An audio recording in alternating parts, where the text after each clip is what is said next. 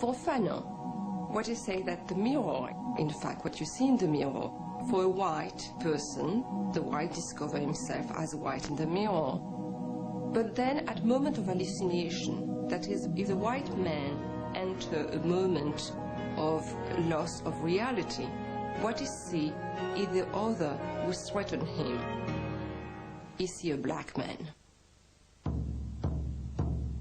Racism appears in the field of vision, but he sees something else which has become talked about a great deal since his work, but had never been talked about before, which is the sexualized nature of the look. Looking always involves desire. There's always the desire not just to see, but to see what you can't see, to see more than you can see, to see into, to see beyond, to see behind. The reaction in racism between black and white is partly arises when the white looker becomes aware that he is, as it were, attracted to the black subject. The act of racism is a denial of that desire, which is in the gaze itself. And at the center of the book is the body of the black man, and it's a body which is humiliated, beaten, raped, threatened. Black Skin, White Mask is really a complex book, and you see one thing on one page and 3 pages later we'll see something a little different. Nonetheless, we can really trace that what he thinks that black men are alienated because they desire a white woman. But in fact, if you read closely, at the bottom of the story is the desire of the woman.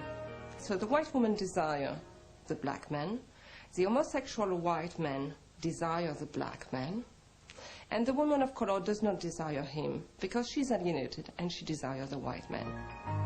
In fact, his body is desire, but people he does not want. And Fanon wants to get free, in fact, of this body. He wants to get free of this thing that shows.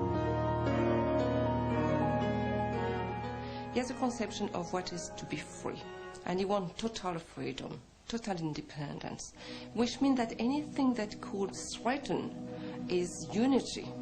And so for him, independence to be getting rid of any form of desire that he considers being obstacle to this kind of freedom.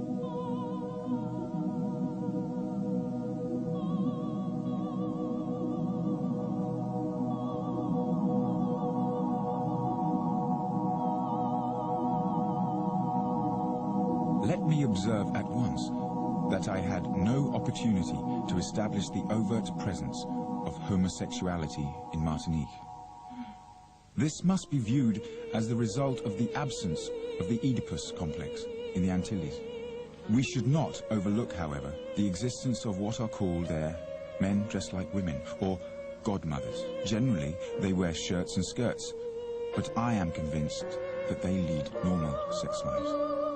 We know the problematic status of masculinity and all the ambiguities that surround masculinity, and the infantilization of the grown-up man in relation to the mother, and the complexity of the relationship to the father, and the strongly kind of patriarchal, sexist form of masculinity that prevails. One can almost understand his use of the metaphor of the master-slave dialectic as a kind of historical or Hegelian rereading of the Oedipus. Because I think Fanon himself is also deeply concerned with the struggle with the father. And this is what is at the center of his text, the struggle between the black son and the colonizing father. It's that black-white father-son relationship which gives a deeply inscribed masculinity to the way in which he sees the whole, and why women play a very ambiguous position in that text, and why his feelings about relations between men and about homosexuality are beset, as they are throughout the Caribbean, with the same kind of ambiguous relationship. This is not a figure outside of the reach of the Oedipus complex. Je suis Martiniquaise is cut-rate merchandise, a sermon in praise of corruption. Mayotte loves a white man, to whom she submits in everything. He is her lord. She asks nothing, demands nothing, except a bit of whiteness in her life. There was this